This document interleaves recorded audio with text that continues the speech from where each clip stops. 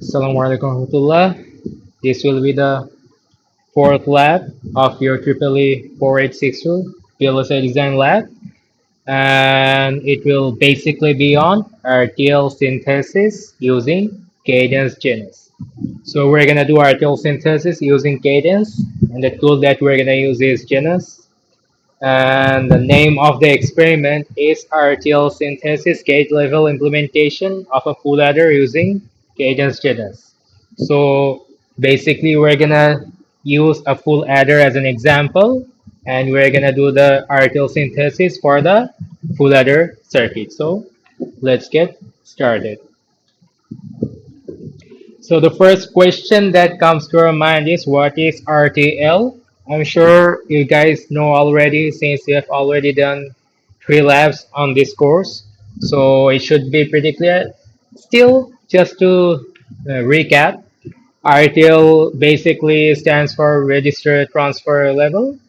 It is a hardware abstraction that describes the behavior of a circuit by describing the data flow between the registers. So basically what it does is it describes your circuits or designs behavior by describing the data flow between the registers. So if I write it down, RTL, it is basically register transfer level, which describes the behavior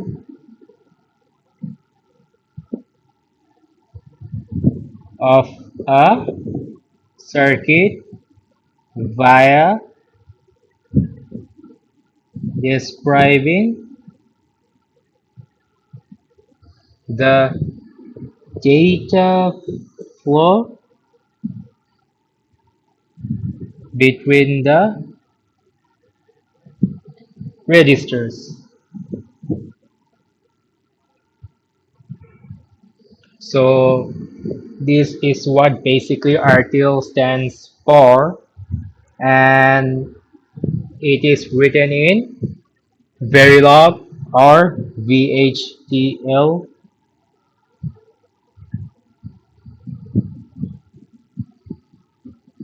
and it uses different constructs like assign, then it uses always, and all of that. And one more thing that is important about this, it is human readable and simulatable, so you can read it, you can simulate it as we saw in our first lab. But what it cannot do is it cannot be directly used in manufacture or fabrication. So it can be read, it can be simulated, but it cannot be manufactured directly. So basically, let's say we're gonna use the example assign, which is equals to A XOR B XOR C in for our full adder. It describes the behavior of your circuit, but it does not actually specify what gates to use, what will be the conditions under which the gates will remain the physical conditions. So it's not actually possible to directly manufacture from your RTL to the chip. So RTL cannot be directly manufactured into the chip. It has to go through some steps in between before getting to the chip. So who actually produces the chip? It's basically the foundry. The foundry actually produces the chip. Foundry basically does the fabrication of your chip. So, what does the foundry actually do? The foundry actually uses some standard cells, some standard cells. The standard cells are basically some pre pre-designed functional blocks. So your foundry does the fabrication using standard cell, which are some predefined functional blocks. It could be, let's say, logic gates, basic logic gates. It could be flip-flops. It could be multiplexers, etc., etc. So, in order to convert our RTL or Verilog code into the chip, the foundry has some standard cells. So we're gonna have to convert our RTL code via this standard cells so that we can actually manufacture or fabricate our required design or required circuit.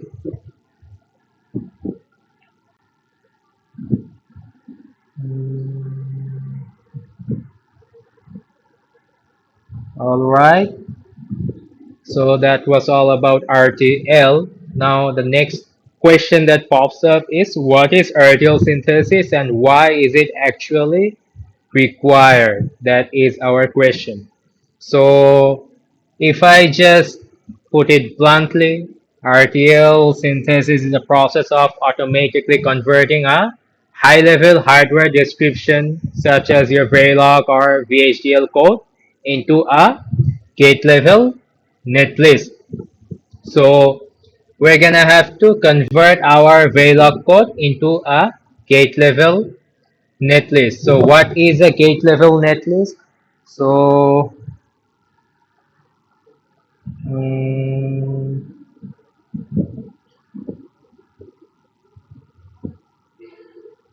gate level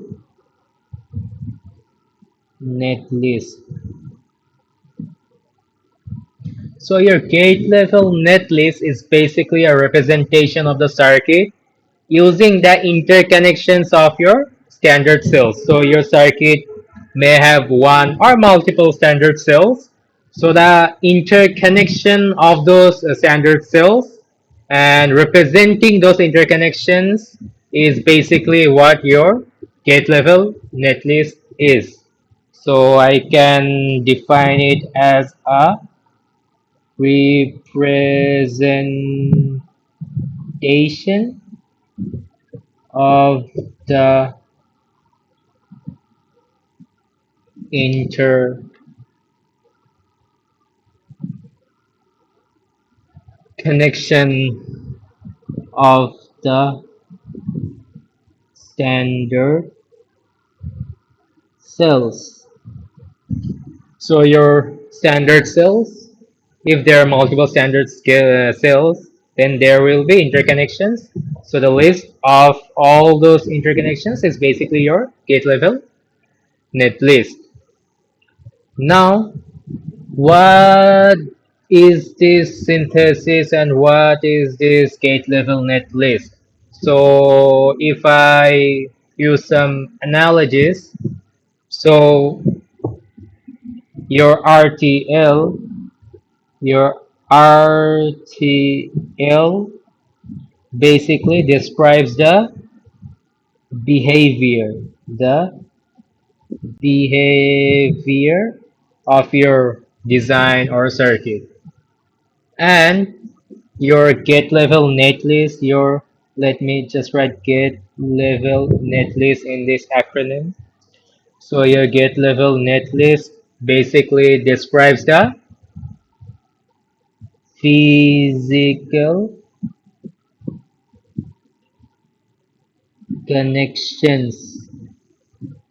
So your gate level netlist is a representation of the physical connections. As I mentioned earlier, it is the interconnection of the standard cell, so it's analogous to the physical connection. So it has to have a bridge between these two, and this bridge is basically your RTL synthesis.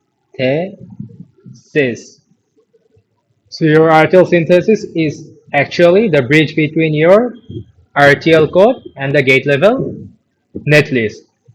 So your RTL describes what to compute, not how to build it in a silicon.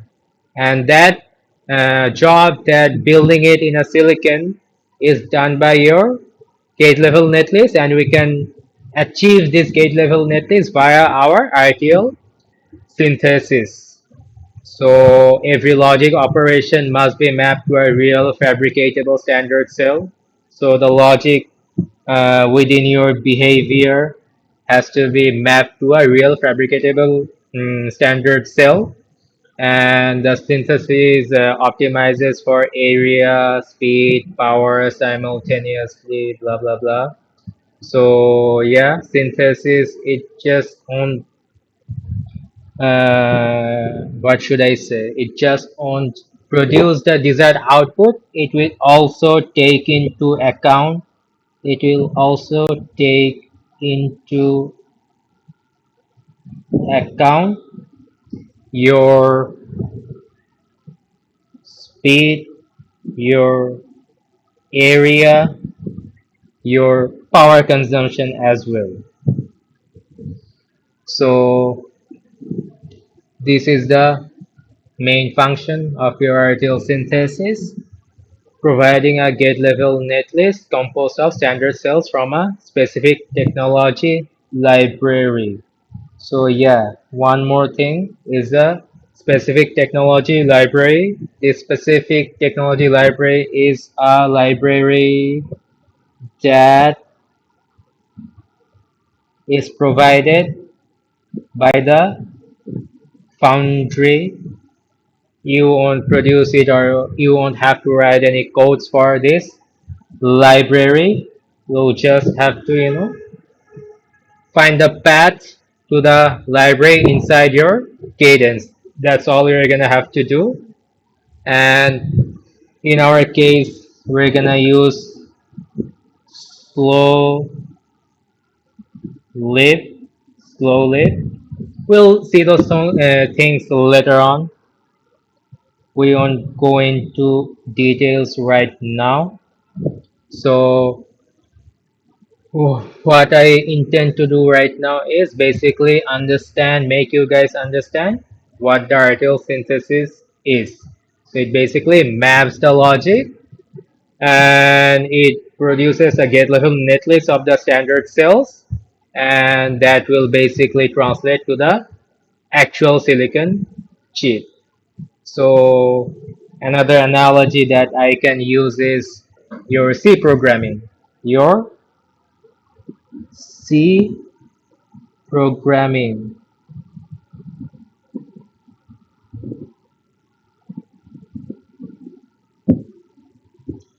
In your C programming, what you have is a compiler, right? Your C code goes through a compiler, and finally it turns into a machine code, or you can say assembly code, which is understandable by the machine. So the same thing here for your hardware description is your synthesis or RTL synthesis. In place of this C code, you have your Verilog code, right? And you produce your get level netlist, and in place of this compiler, what you have is your synthesis. So whatever function was performed by your compiler in C is performed by the RTL synthesis in case of your hardware description. So I hope by this time you have understood what RTL is, what RTL synthesis is, why is it needed. So I think we can move on to the next topic. So RTL synthesis position in the ASIC flow. So I think you have already know about, you have already been taught about the ASIC flow. There's nothing new about it. I think it has been taught to you in your first lab as well as in your theory class. But still, for the sake of showing you guys, I'm just giving you a recap of this ASIC flow. So your ASIC flow mainly comprises of 6 steps. You can also see it can be of 5 steps or maybe in some cases 10 steps because some cases some steps are merged. And in our today's lab, I'm gonna show you it as a 6 step process or 6 step flow, starting from your RTL. So your ASIC flow will start from your RTL design. At first, there will be RTL design or RTL code or Verilog code, whatever you say. And from that, we will come to functional simulation. So functional simulation, as the name suggests, it simulates the function of your RTL design, and it basically what it does is it does the verification. In your first lab and in your third lab, you have already been taught about verification. Like in your first lab, I think I taught you about directed test bench, self-checking test bench. So those test benches basically verifies whether your design is running according to your requirements or not. Then in lab 3, you did layered verification and all of that. So this is the second step. And after that, we will come to our RTL synthesis. This is our topic for today's lab. And this RTL synthesis using cadence genus will give us the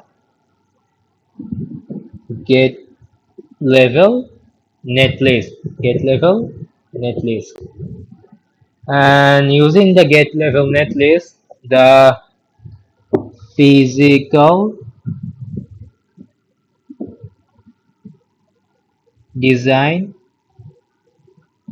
will be done. In your physical design, there is placement routing that is actually placing the cells and routing the wires and the connections.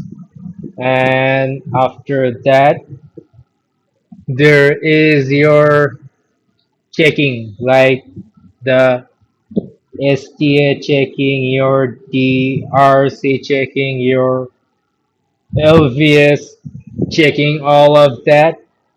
This checking will give you your GDSII.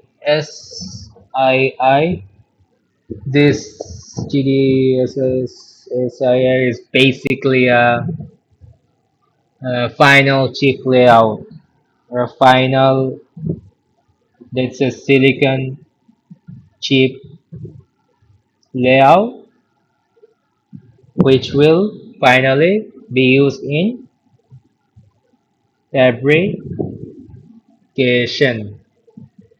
So, as I mentioned earlier, your RTL synthesis is the bridge between your RTL code and your fabrication. And it has been proved here in the ASIC flow that without this step, without this RTL synthesis, it's not actually possible to go to fabrication.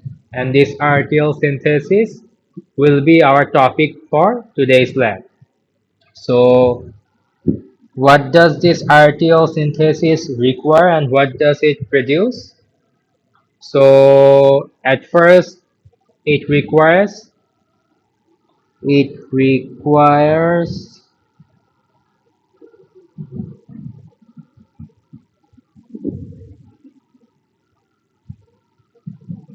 three things.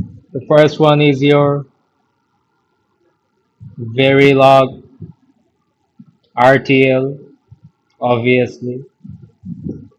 The second one is your constraints or your requirements. Your constraints or your requirements. Constraints or requirements as in how much, let's say, fast you want your circuit to be, things like that. And your dot lib library.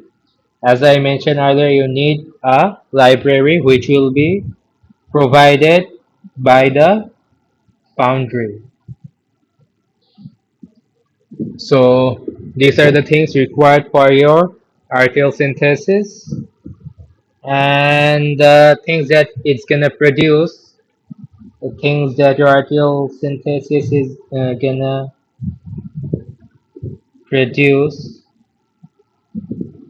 are first of all the gate level netlist, which is also a .b file. So this is the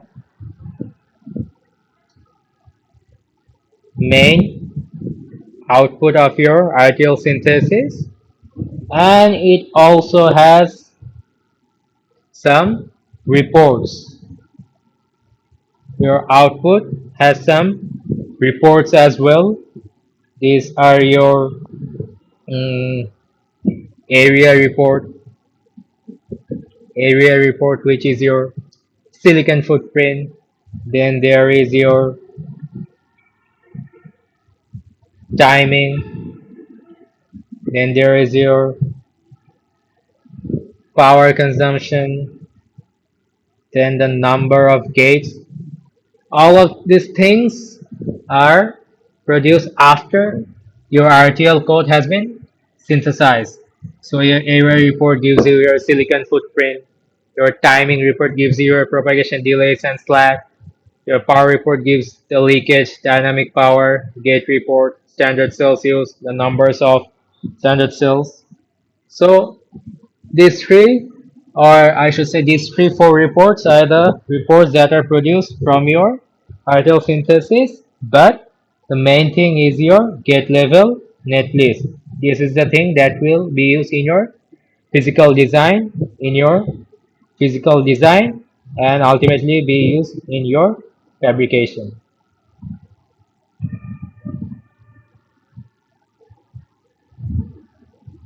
Okay, we can move on to the files that actually drive everything. What do I mean by drive everything? So basically, your entire RTL synthesis is actually performed by three files: the Verilog RTL file, the SDC file, and the TCL script. So these three files are the files that will do your RTL synthesis. So the three files are number one, your .v or Verilog file.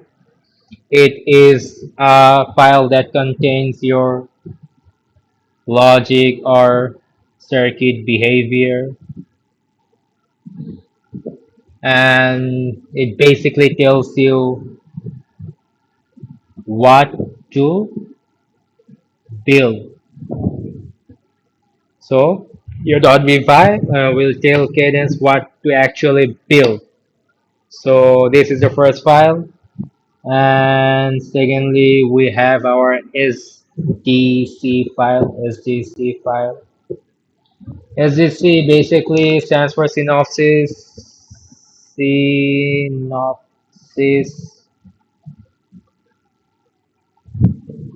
design constraints. So your SDC file will determine the specific requirements or constraints for your design. Here I have written it as your timing requirements. That's the main requirement that needs to be satisfied. How fast or how efficiently timed you want your circuit to be. And the lastly is your TCL script or your TCL file. Mm, TCL file. The TCL basically stands for tool command language. It basically tells you every command you need to type at the Genus terminal. So whatever the Genus needs to implement, it is within the TCL file. So you can just run the TCL file to do that. RTL synthesis, but we'll actually do it manually at first. We will just use the first one and the second one, and instead of this TCL file, we will manually write the commands in the terminal so that we can actually understand what's happening, and then we can run the TCL file later on. That will be better for your intuition for better understanding. So Uh, one thing that I should teach you about the constraints or the TCL file or the SDC files is the type of SDC files. The type of SDC files that needs to be addressed. So there are basically mm, two types of SDC files. Or what I should actually say is there are basically two types of circuits, right? There are two types of circuit. First one is combinational, another one is sequential. So based on the two types of circuits, there are these two types of SDC files. So the first one is your combinational SDC files. As the name suggests, this SDC file is basically used for your combinational circuits. So in this case, we won't have to declare any clock, we won't have to declare any time period or anything. We'll just give a command regarding the maximum time that it can, you know, pass before producing the output. So we can write a code something like set max delay 10 from all input to all output. So this 10 basically stands for 10 nanoseconds. So basically this means any path, any path from the input to the output. Let me just maximize the screen. Any path from the input to the output will have a maximum time of 10 nanoseconds. If any of the paths deviates or doesn't obey this timing requirement or timing constraint, then we will have a circuit which doesn't satisfy our requirement. So it will be a very bad design. We'll have to change our design. So this is our synopsis design constraint for our combinational circuit. And the other one is obviously your sequential sequential SDC file. The sequential SDC file will contain your clock, will contain your time period of the clock.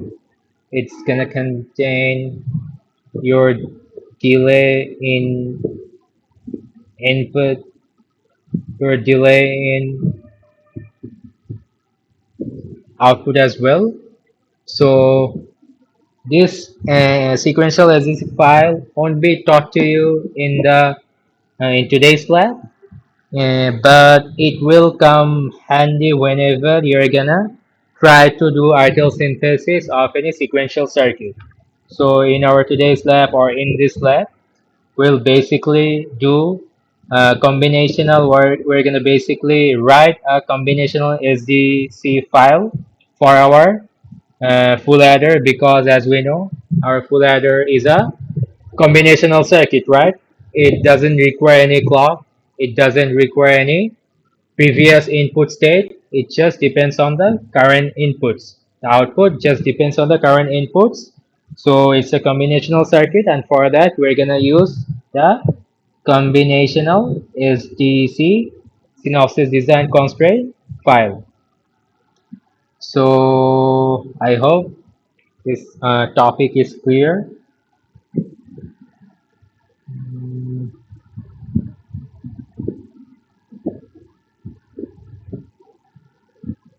And as far as your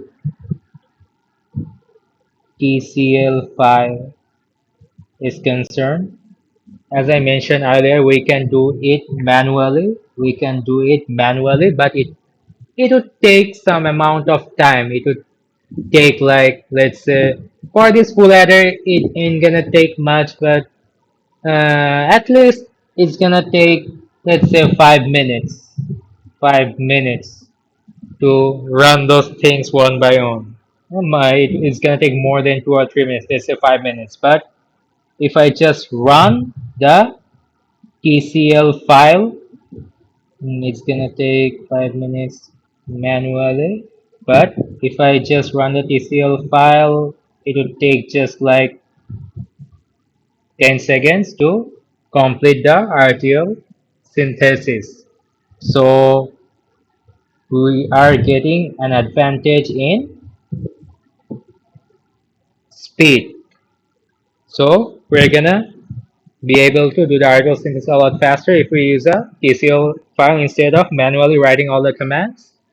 And one more advantage that we're gonna get is we'll be able to reproduce. We're gonna be able to generate the same outputs, same list of files every time if we use the same TCL file. So these are the advantages of using your TCL file. So I don't think any anything else needs to be discussed at this moment when we will run the code in our cadence terminal? We will see these things in detail. For now, I think this is enough.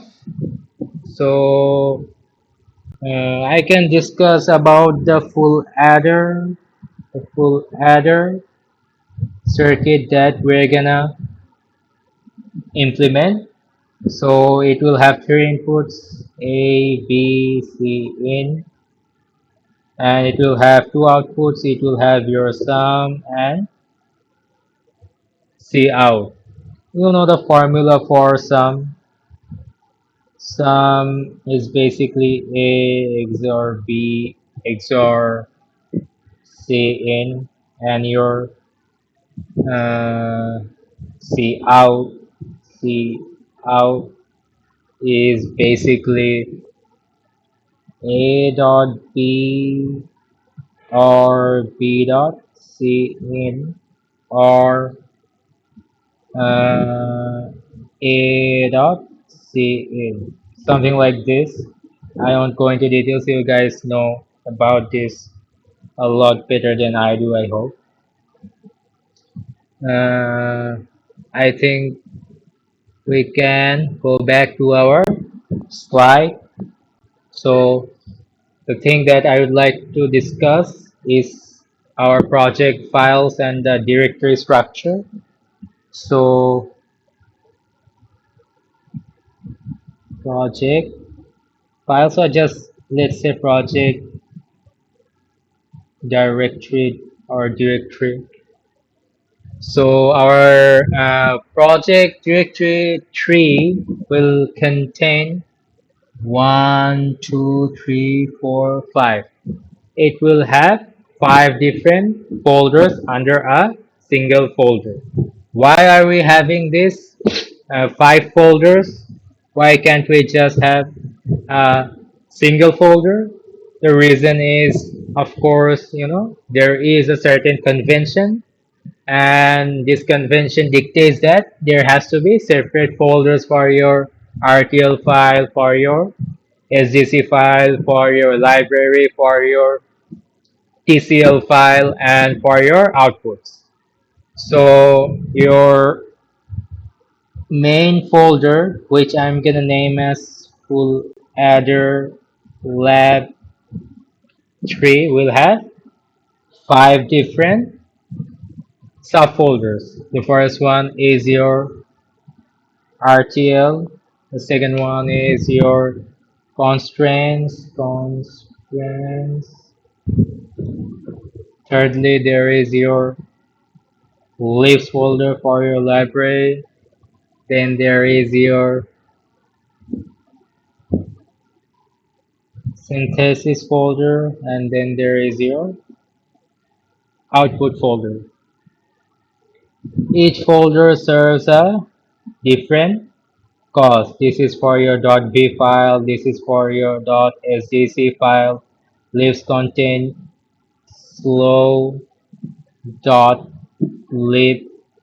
The slow dot lib is basically the library given by the foundry in order to use the standard cells, and your synthesis contains your .tcl file or your tcl file, and your output will contain the gate level netlist and your various reports. So one thing that you guys have to be careful about is you're gonna have to be able to visualize this directory in your mind, because when you are gonna use our cadence using your party software, there is not any arrangement to see this directory, so you might be able to you know visualize it in the sense J, you can think that yes, you are in the RTL folder, and within this RTL folder, if you just give the command for running this file, this full adder.v file, you'll be able to invoke this file and do the necessary steps, right? So if you are, let's say in libs, if you are in this folder, then obviously if you invoke the RTL or your full data.v file, it won't be invoked. It will say that this file doesn't exist or something like that. So you should be able to mentally visualize this project directory, because without this directory, you will be able, you won't be able to actually run the commands properly in your terminal. So if you don't want to make any mistake of while running the commands, you should be able to visualize this project directory in your mind, and using this directory you will go to your specific folder for running the specific files. So here we can see the rows of various files. Your RTL full header is the Verilog design intent primary input to your synthesis. The constraint is basically your SDC file, gives your timing targets. The libs or slow.lib is the standard cell library for mapping. Why is it called the worst case standard file? So the thing is, there are various type of libraries which will be provided by your foundry. Okay, so your um, libraries will be of various types. Let's say fast.lib. Then it's gonna be, I think there's also typical.lib. I think there is also slow.lib which we will use and whatnot. So among this, we are choosing the slow.lib because your slow.lib simulates the worst case scenario. It simulates the worst case scenario. So what do I mean by the worst case scenario? Your worst case scenario basically dictates that your voltage on P, the desired voltage, it will have lower voltage. All right. Then it can be that there is a certain optimum temperature, but your slow.lib always assumes the highest possible temperature under which your design can sustain. So in this, so it could also be the highest pressure, perhaps the highest pressure under which your design or your circuit or chip can work, and things like that. So it basically assumes a pessimistic approach. So it basically assumes pessimism that the scenario or the environment will be the worst, lowest temperature, highest pressure, lowest voltage, highest temperature, highest pressure. And for that, if we are able to design our circuit, then obviously for better or for ideal condition, it will work, right? So if our circuit works in the worst case scenario, then it will obviously work for the ideal case or the base case scenario, right? So it basically increases the reliability of our design. So your slow.lib is responsible for increasing the reliability of our design. You could also choose any one of these other libraries, but just to be safe, we are being a bit pessimistic and we are choosing the slow.lib library.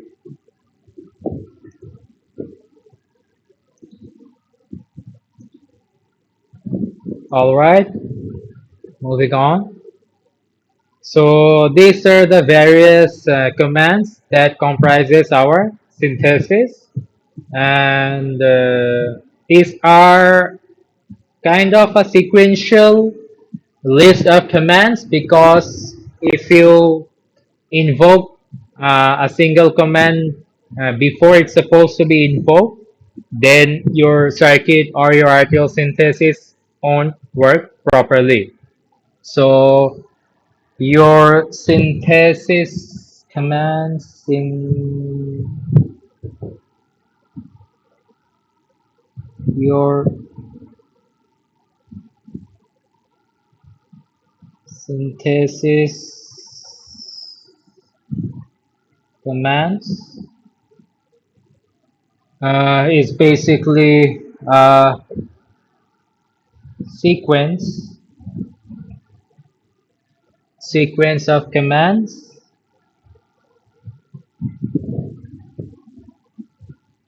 that needs to be invoked to invoke to the RTL synthesis. So your synthesis commands is basically a sequence of commands that needs to be invoked to do the RTL synthesis. These commands, as you can see, there are 1, 2, 3, 4, 5, 6, 7, 8, 9, 10, 11. 11 different commands here. It could be more or less, but there are some primary commands that has to be done, that has to be invoked, and I'm gonna discuss those mainly. So it starts from first one, the commands for setting the path. So your set underscore db initiate library search path dot dot dot leave set underscore db initiate hdl search path dot dot dot rtl. These two commands basically sets the uh, path towards your slow dot leave and your RTL code. So as it is written here, the first command tells your genus where to find the .lib files, and the second command tells genus where to find the Verilog files. As simple as that. So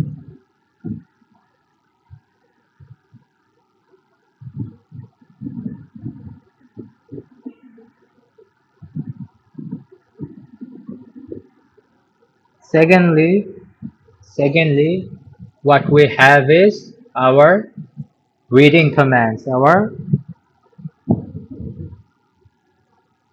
reading commands. You can see here three reading commands: reading the libs, the score.lib, reading HDL, your full adder.v, and reading your SDC, your constraint file. So they basically read your slow.lib library for your HDL or your .v file. What it basically does is it parses and does syntax checking, and then there is your .sdc basically reads your SDC file for the constraints. Like in our case, our constraint was the full adder cannot have any path from any input to the output exceeding the 10 nanoseconds. So these files has to be read for your RTL synthesis. Then one of the main commands is your elaboration command. Command. Your elaboration command. This one, elaborate full adder, full underscore adder, which builds the design hierarchy, is one of the core commands because what it does is it uh, builds an internal hierarchy of your design. So it creates a hierarchy. It creates a hierarchy of the internal design. So your internal design will have a certain hierarchy, and that hierarchy will be elaborated by this elaborate full adder command, as simple as that. Mm. So what is actually meant by this internal design hierarchy? So, so your elaborate full adder basically creates a hierarchy of the internal design, such as your module instantiations, then your evaluation of various parameters. There are some statements called generic statements.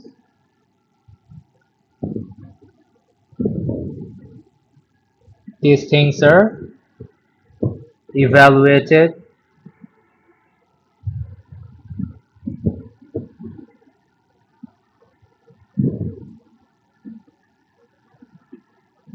These things are evaluated, and we finally obtain a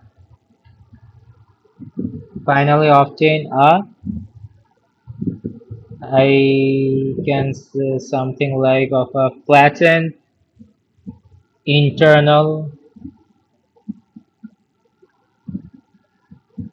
representation, but it does not use any gate yet. So gates not used yet. It just creates a internal design or internal hierarchy of the module instantiations, the evaluations of various parameters, general statements. There could be, I think, constants as well, and all of that. So it tells you a basic internal hierarchy of what are the things that needs to be done basically. And one thing that you should be careful of is this full underscore adder is basically the design under test. So you have to do elaboration on your design under test. And I don't know if you can remember or not, but in your RTL or Verilog code, there is a module name, right? You write something like module. In this case, I will write full adder, then dot dot dot. So it will do the elaboration of this module. So you'll have to keep the name identical. So then we have our main our core command, which is our synthesis commands.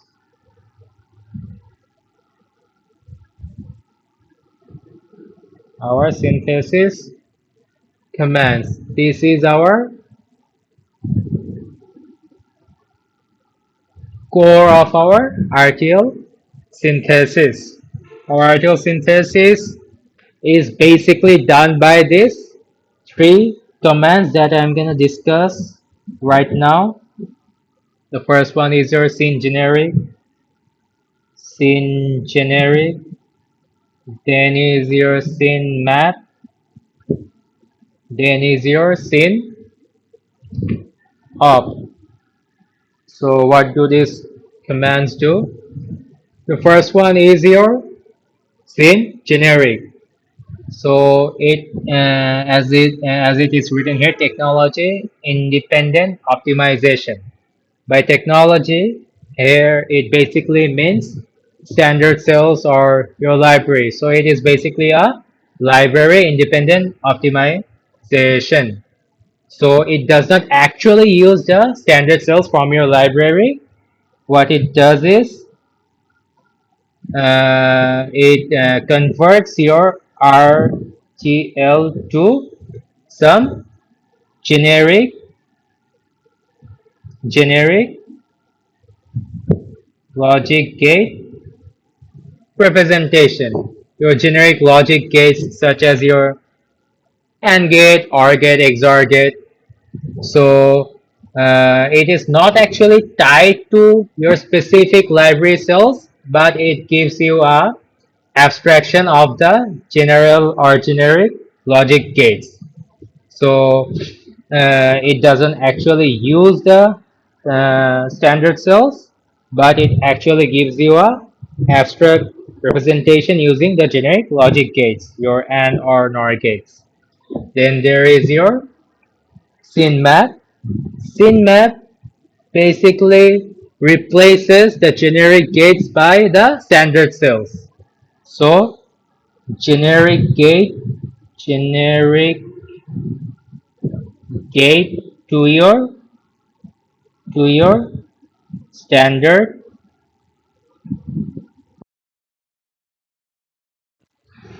cells. Generic gate to your standard cell. It actually does a mapping of your generic gate to your standard cells. So whatever generic AND or NOR gate we use, we are gonna replace them with your standard cells.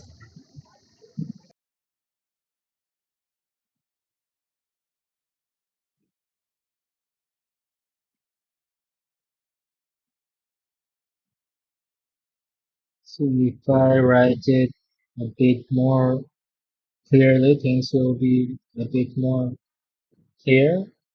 So your synthesis mapping, your scene map basically maps your generic gates,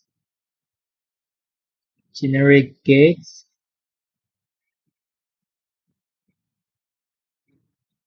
into standard cells slow.lib,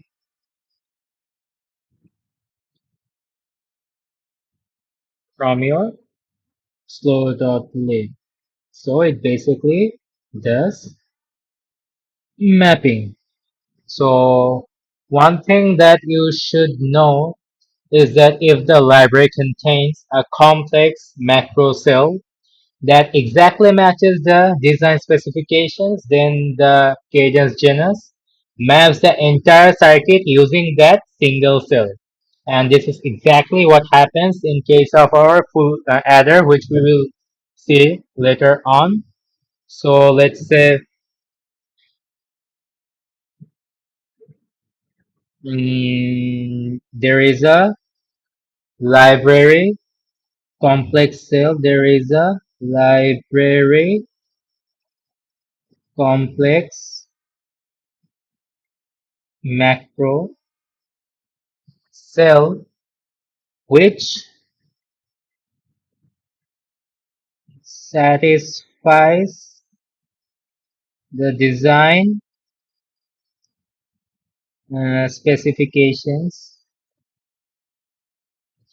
Then entire design or the entire circuit, all the generic gates will be replaced by that macro cell.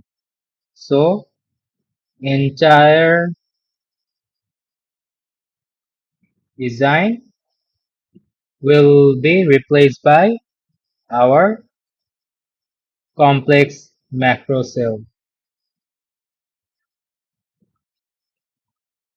So the example is the full adder that we're gonna use. So as we are aware, our full adder consists of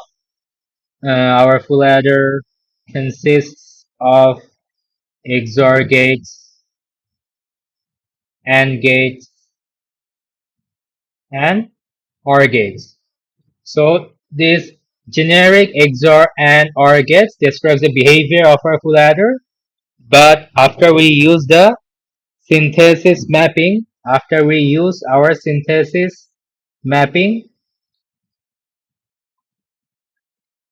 synmap, it will be converted or mapped into a single macro cell because the slow.lib contains such a macro cell which satisfies all the conditions for the full adder. So we basically have a full adder macro cell, a full adder macro cell inside our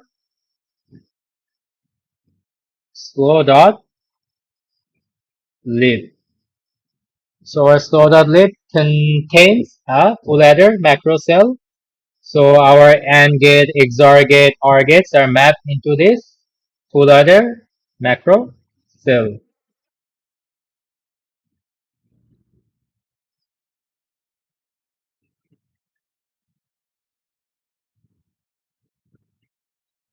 So after we're done mapping, what we will do is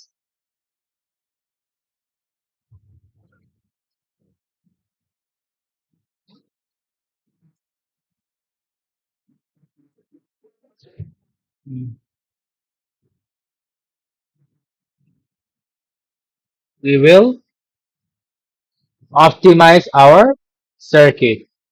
So our circuit has already been mapped using a standard cell. So now we're gonna optimize it. So we're gonna do optimization. We're gonna do optimization using our synopt. Synopt. So it is a post mapping buffer resize restructure, as you can see here. Post mapping buffer resize restructure. So whatever we have achieved until now is enough to produce valid outputs, but we have some conditions that need to be satisfied, right? We have some SDC requirements per se. So to satisfy this SDC requirements, we're gonna have to do, let's say, firstly, we may have to insert some buffer. So buffer insertion. Then we might have to do some resizing of some gates. We might have to rewire some connections or networks. We may have to eliminate some redundant connections. So Genus performs further optimization on our technology mapping or our synthesis mapping, and it does that by buffer insertion, resizing, rewire our network, eliminating redundant connections, and all of that. So it will meet the SDC requirements while minimizing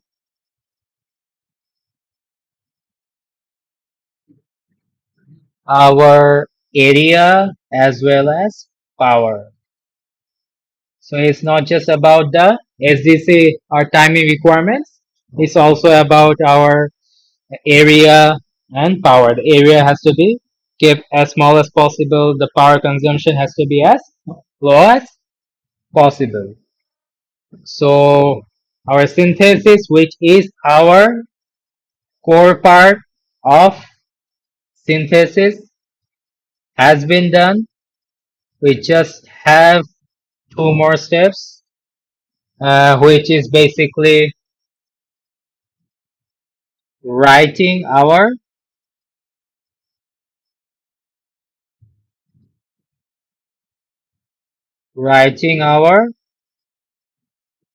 HDL for our netlist.